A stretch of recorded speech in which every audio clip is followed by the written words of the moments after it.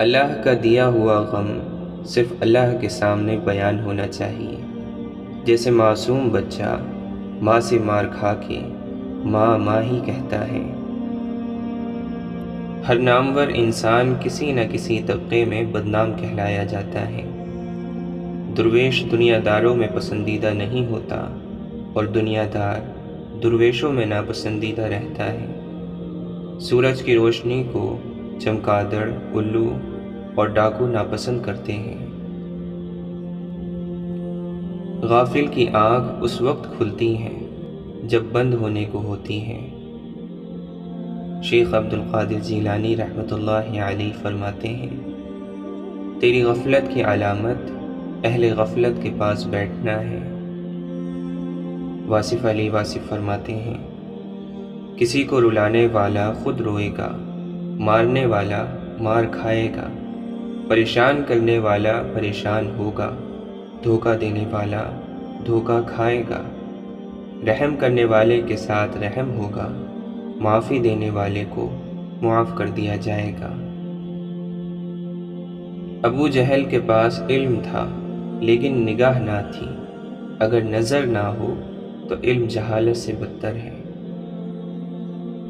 اپنی تکلیف کا لوگوں کے ساتھ ذکر نہ کرنا، یہ آپ کا اپنی ذات پر بڑا احسان ہوگا۔ اچھے وقت کا انتظار کرو اور یہ کبھی نہ چھوڑنا، کیونکہ جہاں راستے بند ہوتے ہیں وہاں سے راستہ پیدا ہو جاتا ہے۔ جہاں دیوار آ کر کھڑی ہوگی انشاءاللہ وہاں سے راستہ ملے گا۔ کوئی رات ایسی نہیں جس کے بعد دن نہ آیا ہو۔ سننے والے کا شوق ہی بولنے والے کی زبان تیز کرتا ہے۔ بلند فطرت انسان پست حالات سے گزرے تو بھی ان کا مزاج پست نہیں ہوتا۔ خواہشات کا ادھم مچا ہوا ہے، نصیحت کی آواز کیسے سنائی دے۔ کائنات کے بڑے مضامین میں نہ پڑو، بلکہ چھوٹی چھوٹی باتوں پر توجہ دو۔ اس کو راضی رکھو جو ہم سفر ہیں، چاہے وہ ہم خیال نہ بھی ہو۔ خامی کو چھپانے کا اصل طریقہ یہ ہے کہ اس خامی کو دور ہی کر دو۔ اپنی پہچان نہ ہو تو خدا کی پہچان کا عمل ممکن ہی نہیں۔ آپ اپنی طاقت اور اچھے لباس کے باوجود دشمن کے لیے ناقابل ذکر ہیں، اور اپنی کمزوری کے باوجود دوست کے لیے قابل ذکر ہیں۔ اگر توبہ کے بعد پھر گناہ ہو جائے تو پھر توبہ کر لینی چاہیے۔ مطلب یہ کہ اگر موت آئے تو حالت گناہ میں نہ آئے بلکہ حالت توبہ میں آئے۔ جو کام آپ سے ہو گیا اور آپ کو اس سے ڈر لگ رہا ہے تو اس سے توبہ کریں۔ اللہ تعالیٰ جب توبہ کی توفیق عطا فرمائے تو سمجھو وہ رحم کر رہا ہے۔ توبہ اللہ تعالیٰ کی طرف سے رجوع کا نام ہے۔ اللہ تعالیٰ اپنی رحمت سے پہلے توبہ کی توفیق عطا فرماتا ہے۔ انسان اگر نیکی نہ کر سکے تو توبہ ہی کر لے۔ توبہ آپ کو اللہ کے قریب لانے کا ذریعہ ہے۔ دوسروں کو ان کے حق سے زیادہ دینا احسان ہے۔ احسان کا پہلا درجہ یہ ہے کہ غصہ نہ کیا جائے۔ دوسرا درجہ یہ ہے کہ اسے معاف کر دیا جائے۔ جس کے عمل نے آپ کے اندر ناپسندیدگی کا اظہار پیدا کیا، یعنی غصہ پیدا کیا، اسے معاف کر دیا جائے۔ اور پھر تیسرا درجہ ہے کہ اس پر ہو سکے تو احسان کر دیا جائے۔ احسان معافی کا اگلا درجہ ہے۔ جن لوگوں نے اپنی زندگی میں اللہ کو یاد رکھا، لوگوں نے ان کی زندگی کے بعد بھی ان کو یاد رکھا۔ اللہ انسانوں سے بے نیاز ہے، لیکن اللہ والے بے نیاز اور بے پرواہ نہیں ہوتے۔ اسی لیے تو وہ اللہ والے کہلاتے ہیں، یعنی اللہ والے انسانوں والے ہوتے ہیں۔ اللہ کا قرب ملتا ہی انسانوں کی خدمت اور ان کی محبت سے ہے۔ اللہ کا بڑا کرم ہے کہ اس نے ہمیں بھولنے کی صفت دی، ورنہ ایک غم ہمیشہ کے لیے غم بن جاتا۔ آپ صلی اللہ علیہ وسلم کا کردار کی انتہا ہے، اور آپ کا ارشاد کی انتہا ہے۔ کامیابی حضور پاک صلی اللہ علیہ وسلم کی دی ہوئی زندگی کے قرب میں ہے، اور کوئی بھی شخص اس سے جتنا دور ہوگا وہ ناکام ہوگا۔ جو چیز چلنے سے حاصل نہیں ہوتی وہ ٹھہرنے سے حاصل ہو جاتی ہے۔ جو راز پیسے جمع کرنے میں نہ پایا جائے وہ خرچ کرنے میں ضرور پایا جائے گا۔ جسے سونے والا دریافت نہ کر سکے اسے جاگنے والا ضرور دریافت کرے گا۔ عمر تاریکیوں میں کاٹنے کے بعد ہمیں حقیقت کے اجالوں سے بھی ڈر لگتا ہے۔ ہم نے کامیابی کا معیار ہی غلط بنا رکھا ہے۔ ہم طاقت، شہرت، دولت اور مرتبے کو کامیابی کہتے ہیں۔ کامیابی یہ تو نہیں۔ کیا ہم نے آخرت پر ایمان چھوڑ دیا؟ ممکن ہے ایسے ہی ہو۔ کامیابی مغرب کی تقلید میں نہیں، کامیابی تو اللہ کے حبیب صلی اللہ علیہ وسلم کے تقرب میں ہے۔ ہمارے اندر ہمارے خیالوں کی تاثیر ہوتی ہے۔ سب سے بڑی غلطی اپنی غلطیوں سے بے خبر رہنا ہے۔ اگر آپ کا رویہ مثبت ہے تو دوسروں کی خوبیاں دیکھ کر آپ اپنے اندر بھی وہ خوبیاں پیدا کرنا چاہیں گے۔ ایک آسان سی بات ہے کہ آپ دل کے ساتھ توبہ کرو تو ماضی کا کوئی حساب کتاب نہیں ہے، پھر آپ معصوم ہو گئے، معاف ہو گئے۔ آج سے نئی زندگی شروع ہو گئی، اور شروع کرنے کا انداز یہ ہے کہ آپ اللہ کے فیصلوں پر راضی رہنا اور گلہ نہ کرنا کہ یہ کیا ہو گیا، وہ کیا ہو گیا۔ کسی حکیم نے کہا، میں ایسے لوگوں کو جانتا ہوں جن میں کوئی عیب نہیں تھے، لیکن وہ دوسروں کے عیبوں کے بارے میں بہت باتیں کرتے تھے، تو اللہ تعالی نے ان کے اندر بھی وہی کمی ظاہر کر دی۔ اور میں نے ایسے لوگوں کو بھی دیکھا ہے جن کے اندر بہت عیب تھے، لیکن وہ دوسرے لوگوں کے بارے میں زبانیں بند رکھتے تھے، تو اللہ تعالی نے ان کے عیبوں کو بھی ڈھانپ دیا۔ جب عزت اور ذلت اللہ کی طرف سے ہے، رنج اور راحت اللہ کی طرف سے ہے، دولت اور غریبی اللہ کی طرف سے ہے، زندگی اور موت اللہ کی طرف سے ہے، تو ہمارے پاس قبول کرنے کے علاوہ کیا رہ جاتا ہے؟ ایمان کا سب سے اچھا مقام گلے کے مقام پر گلہ نہ کرنا ہے۔ اپنی زندگی کو اس کے سامنے سر تسلیم خم کر کے گزارو۔ تسلیم اور رضا بڑا مقام ہے۔ جس نے تسلیم اور رضا حاصل کر لی اس کے لیے آفرین ہے۔ جو کوئی آپ سے وابستہ ہے اس کی زندگی اچھی بنا دو، اور آج یہ وعدہ کرو، گلہ بند کر دو اور لوگوں کو معاف کر دو۔ گلہ کرنے والا اللہ کو پسند نہیں۔ جو لوگ عبادت میں کمزور رہ جائیں انہیں ادب میں کمزور نہیں ہونا چاہیے۔ اگر آپ عبادت میں کمزور رہ گئے تو عبادت کرنے والوں کا مذاق نہ اڑانا، روزے دار کا ادب کرنا، کیونکہ وہ اللہ کے قریب ہو سکتا ہے۔ شاید انہی کے دم سے آفتیں نہیں آ رہی۔ یہ راز عجب راز ہے۔ اللہ انسان کی شہرک سے زیادہ قریب ہے۔ راز کی تلاش کسی بیرونی سفر کا نام نہیں، یہ راز اندر کا سفر ہے۔ اندر کے انسان سے راز ملتا ہے اور خاموشی میں ملتا ہے، اور ملنے کے بعد خاموش کر دیتا ہے۔ بزرگی کا مطلب یہ ہے کہ اللہ کی رضامندی کا محتاج ہونا اور اس کی طلب رکھنا۔ باپ کو راضی کرنا آنا چاہیے اور ماں سے دعا لینا آنا چاہیے۔ اگر ماں اور باپ کو راضی کرنا نہ آیا تو آپ کو بیوی اور بچے راضی کرنا بھی نہیں آئے گا۔ راضی کرنے کا فن یہ ہے کہ اپنے آپ کو ذرا کم سمجھو، اپنے آپ کو تکبر میں نہ سمجھو، اسی طرح راضی کرنا آ جائے گا۔ اگر تمہیں ہر جگہ اپنی جماعت، اپنا لیڈر، اپنا فرقہ یا اپنی رائے ہی درست لگتی ہیں تو یقین جانو تمہیں مزید تعلیم کی ضرورت ہے۔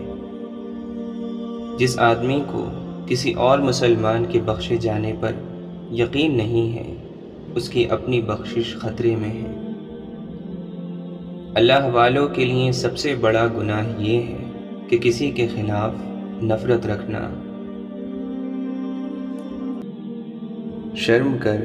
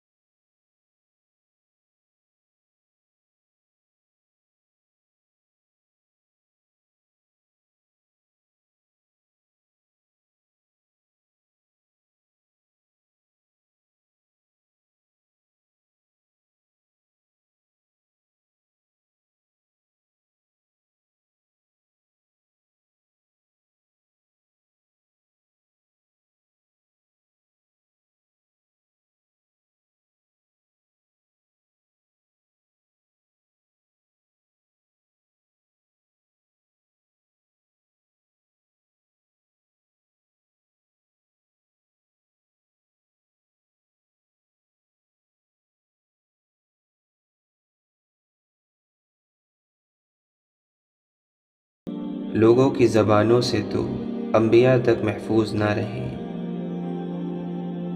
جو دوسروں کی دولت کو للچائی ہوئی نگاہ سے دیکھے گا وہ ہمیشہ فقیر رہے گا۔ تنہائی میں بھی خدا سے ایسے ہی شرم و حیا کرو جیسے تم لوگوں کے سامنے شرم و حیا کرتے ہو۔ دنیا سمندر کے پانی کی مانند ہے کہ اگر کوئی پیاسا اس میں سے پیے اس کی پیاس میں اضافہ ہوتا ہے، حتیٰ کہ وہ یعنی یہ دنیا اس کو موت کی گھاٹ اتار دیتی ہے۔ حضرت علی رضی اللہ عنہ فرماتے ہیں، جو شخص دنیا چاہتا ہے اسے موت ڈھونڈتی ہے تاکہ اسے دنیا سے نکال باہر کر دے۔ ہر گھر کے لیے ایک دروازہ ہے اور آخرت کے گھر کا دروازہ موت ہے۔ جو ظلم کے ذریعے عزت چاہتا ہے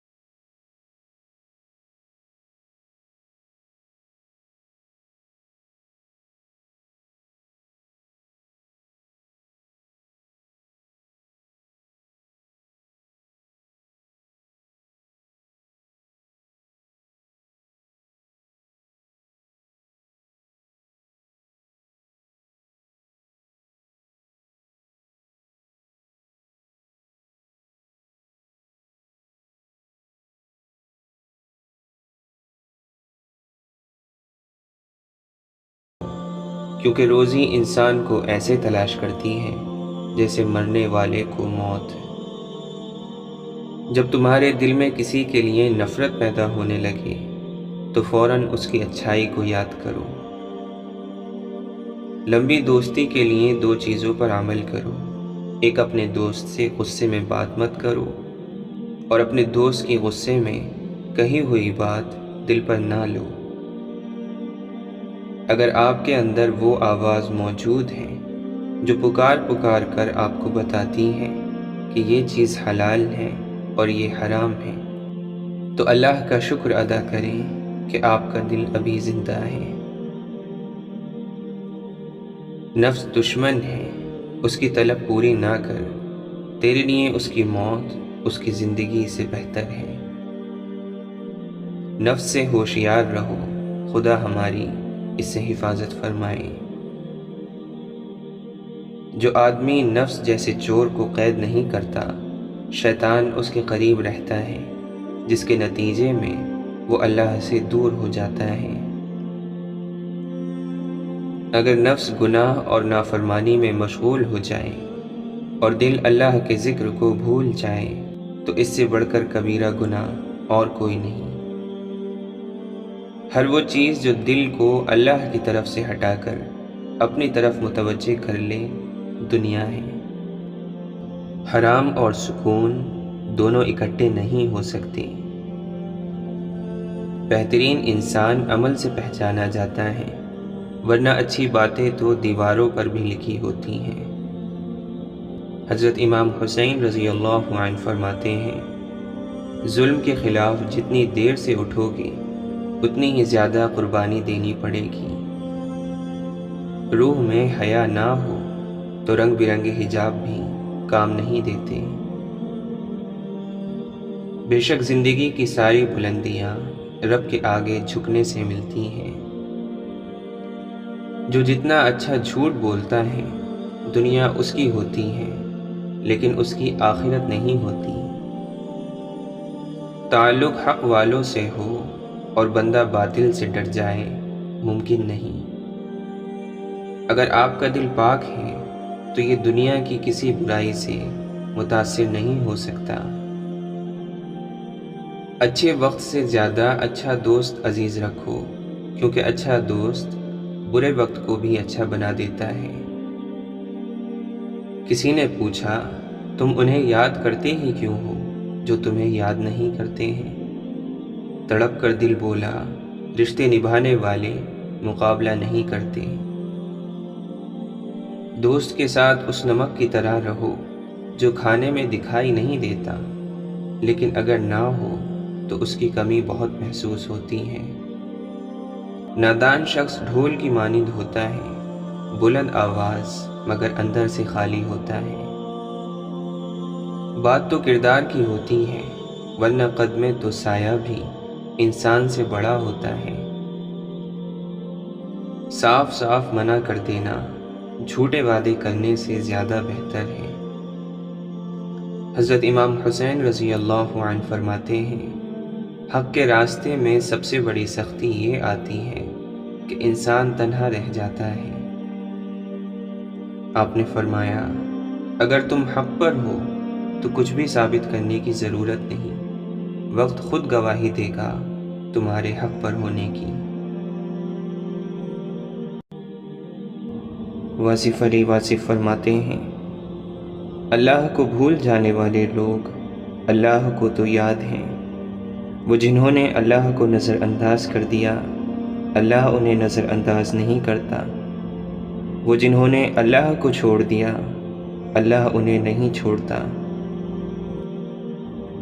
وظیفہ صرف شکر کا کیا کرو کہ یا رب العالمین تیرا شکر ہے۔ جب کوئی وقت ہو تو الحمدللہ پڑھنا شروع کر دیا کرو، اللہ تعالیٰ تکلیف دور کر دے گا۔ جہاں سے اللہ کی رضا شروع ہوتی ہے وہاں سے عقل مندی شروع ہوتی ہے۔ اللہ سے دعا کرنی چاہیے کہ وہ ہمیں ہماری دعاؤں کے فائدے سے مایوس نہ ہونے دے۔ اللہ کو ماننا چاہیے، اللہ کو جاننا مشکل ہے، ہماری ذمہ داری قبول کرنا ہے، تحقیق نہیں۔ تحقیق دنیا کی کرو اور اللہ کو تسلیم کرو، کہیں ایسا نہ ہو کہ ہم دنیا کو تو تسلیم کر لیں اور اللہ کی تحقیق کرنا شروع کر دیں۔ اللہ کے محبوب اور اللہ کے ولی کسی سے ایک دفعہ تعلق قائم کرنے کے بعد اس تعلق کو توڑتے نہیں۔ آپ ایک کام کرو کہ اس زندگی میں آپ کی زبان سے کسی غیر حاضر یا حاضر شخص کا گلہ نہ نکلے، اور آپ کے کان میں کسی غیر حاضر کا گلہ نہ پڑے۔ بس آپ نہ گلہ کرو اور نہ گلہ سنو، بس یہی زندگی جنت بننی شروع ہو جائے گی۔ اگر اللہ کوئی تکلیف دیتا ہے تو بسم اللہ، اور اگر تکلیف دور کر دیتا ہے تو الحمدللہ، یعنی کہ جو چیز ادھر سے آ رہی ہے وہ آپ نے قبول کرنی ہے اور گلہ نہیں کرنا۔ پھر آپ دیکھنا کہ یہ زندگی پوری کی پوری عبادت ہے۔ اشفاق احمد فرماتے ہیں، مسلمانوں کے نہ رکنے والے زوال کی وجہ ہی یہی ہے کہ ہم نے آسانیاں بانٹنے کے بجائے رکاوٹیں کھڑی کرنے کا فن سیکھ لیا ہے۔ انسان جتنی محنت کمی کو چھپانے میں صرف کرتا ہے، اتنی محنت میں وہ کمی دور کی جا سکتی ہے۔ اللہ کے نبی صلی اللہ علیہ وسلم نے فرمایا، موت کی آرزو نہ کرو، اگر تم نیک ہو تو شاید زیادہ نیکی کر سکو، اور اگر بدکار ہو تو توبہ کر کے اللہ کو راضی کر سکو۔ مولانا رومی فرماتے ہیں، ہر روح اپنی اصل کی جانب کشش محسوس کرتی ہے، اور اسی کشش کا نام عشق ہے۔ واصف علی واصف فرماتے ہیں، جو لوگ دل کے ساتھ چلتے ہیں ان کو کائنات میں ہر جگہ دلبر ہی نظر آتے ہیں۔ کبھی کسی سے اتنے ناراض نہ ہو کہ منانے والا ہار مان جائے اور آپ ایک بہترین شخص سے محروم ہو جاؤ۔